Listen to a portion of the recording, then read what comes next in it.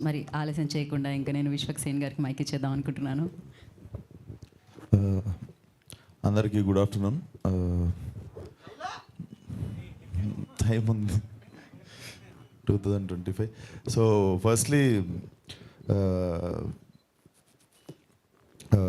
వెంకట్ గారు చాలామందికి అంటే కొంతమంది తెలియని వాళ్ళకి పరిచయం ఏంటంటే మీరు వైజాగ్లో, విజయవాడలో, ఆంధ్రలో స్వీట్ మ్యాజిక్ అని చెప్పి మీరు ఒక స్వీట్ షాప్ ప్లస్ రెస్టారెంట్ చూస్తుంటారు కదా, సార్వే అవి. సో లైఫ్ అంతా సాఫీగా సాగుతున్నప్పుడు, అంతా వెల్ సెటిల్డ్ ఉన్నప్పుడు for his son this is the second time he have taken this risk.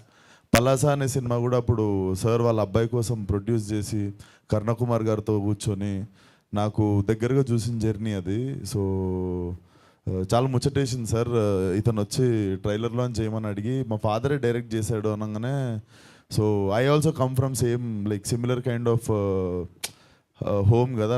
నాకు తెలుసు మా నాన్న ఎంత ముచ్చట పడుతుంటాడో ప్రొడ్యూస్ చేసినప్పుడు కానీ నాతో ఉన్నప్పుడు. So when he told you directed the film నాకు చాలా బాగా అనిపించింది. అండ్ రక్షిత్ ఒక మాట అన్నాడు, ఇది మా లాస్ట్ ప్రయత్నము. సో ఇది రక్షిత్ ఇక్కడ లాస్ట్ ప్రయత్నం అని మనం అనుకోవద్దు. ఇక్కడ ఓన్లీ వన్ మోర్ టైం ఉంటుంది, లాస్ట్ టైం అన్నది ఉండదు. So never say it's a last attempt or anything. కొన్నిసార్లు మనం హోప్ వదిలేసినప్పుడే సడన్గా ఏదో జరుగుతుంది. So it's never lost attempt, it's always one more time. So cinema Palasa కంటే పెద్ద హిట్ కావాలని కోరుకుంటున్నాను, ఎస్పెషల్లీ వెంకట్ గారి కోసము. And definitely trailer looks promising sir. ఏదో అమెచ్యూర్ అంటే సినిమా గురించి అవగాహన లేకుండా చిన్న గుల కొద్ది డైరెక్షన్ చేసినట్టు లేదు, అస్సలు లేదు.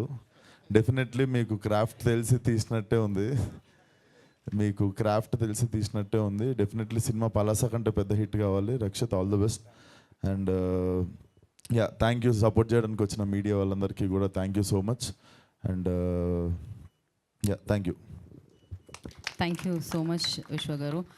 మిమ్మల్ని ఎక్కడ చూసినా చాలా చాలా హ్యాపీగా అనిపిస్తుంది. డెఫినెట్గా టాలెంట్ ఉండి ఇండస్ట్రీలోకి రావాలి అనుకునే వాళ్ళకి చాలామందికి ఇన్స్పిరేషన్ మీరు.